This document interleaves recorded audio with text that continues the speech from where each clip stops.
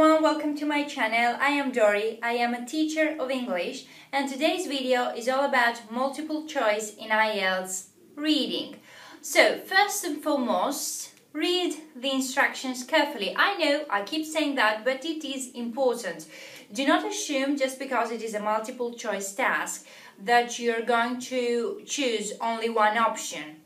You may have to choose two correct options, so be careful about that. For example, if it is a 4-option multiple choice task, then you're going to have to choose, for example, C, one correct option. But if it is more than 4 options, A, B, C, D, E, 5 options and more, then you're going to have to choose at least 2 correct options. In this case, for example, C and D. Okay, so read the instructions carefully so as for you to know what you're going to choose. Okay? Secondly, it is very important for you to know that multiple choice questions follow the order of the text. So the answer to the first question will be found first in the text.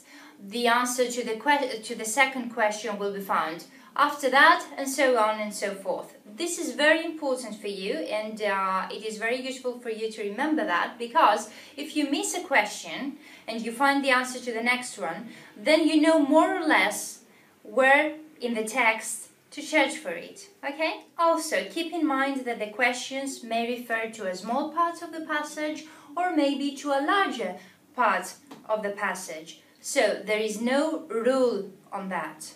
It could be anything. Sometimes a question may even refer to the text as a whole. It may be a question, for example, asking for the opinion of the writer. This may be found. This is found usually in the end of the text, but you get the picture, okay? And now let's see a multiple choice task in detail. Okay, here we can see a 4-option multiple choice task. One thing I want to stress here is the importance of underlining keywords. So let's go to the first question, number 19. So we read, one purpose of the photography seminar is to teach how. So the first important word here is purpose. Do you see that? You will be looking for a purpose. This is important because in the text, lots of ideas may be mentioned, but do not get distracted. You're looking for the purpose. You're looking for the goal of the seminar. All right? So, as you can see, smart underlining is important. You don't have to underline everything, of course. There's no point in that. Just underline the words that will guide you and will help you.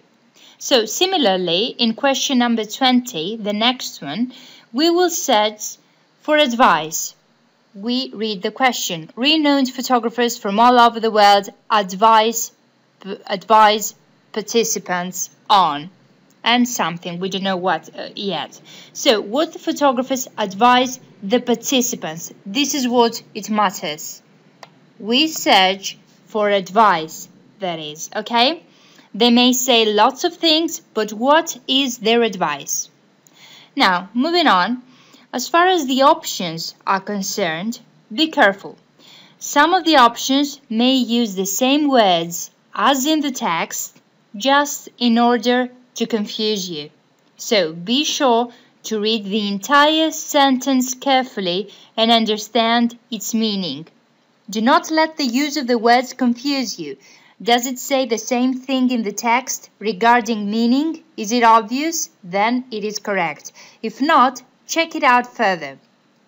For example, in question number 20, option C, the new digital camera equipment. We may find this exact same phrase in the text. It is unlikely to be paraphrased anyway. But is that phrase used in terms of advice?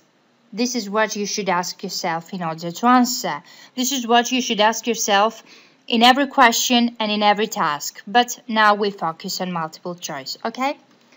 So last but not least, when you choose a correct option, always make sure that you read the other options too and that you find proof that they are not correct. You will do that for the correct answer as well.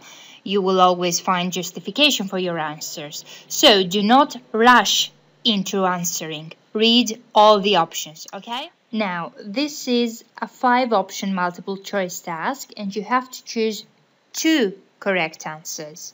So you will follow the same strategy we just said. We need to search for 2 possible dangers. Look at that.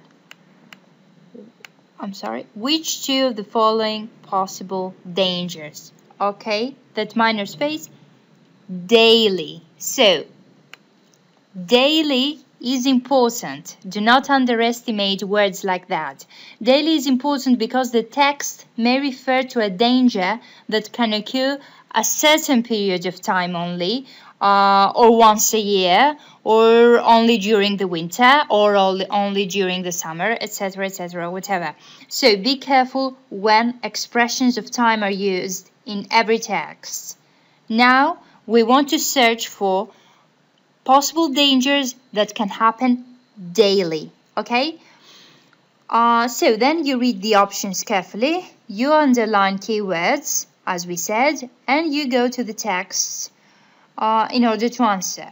One of the reasons I do not focus on the text very much is because I want to show you the strategy no matter what the text is. If you follow this way of thinking, you can cope with any kind of text, no matter how tricky or how difficult it is.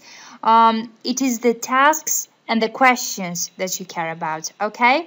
And of course, we have analyzed all the strategies that we follow for the texts, scanning and skimming, etc. in other videos. Alright?